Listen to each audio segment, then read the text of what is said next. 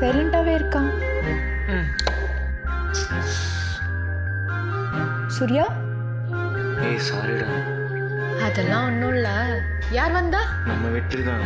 Night போனவன் இப்போதான் வந்தான். ஆமா, நீ எதை சொல்லிட்டு இருந்தியே? அது என்னன்னா, நான் உன்னை இப்போ பார்க்கணுமே. எதை? இல்லை, நான் சொல்ல வந்துட்டு எதுவும் சொல்லிட்டு இருக்கா?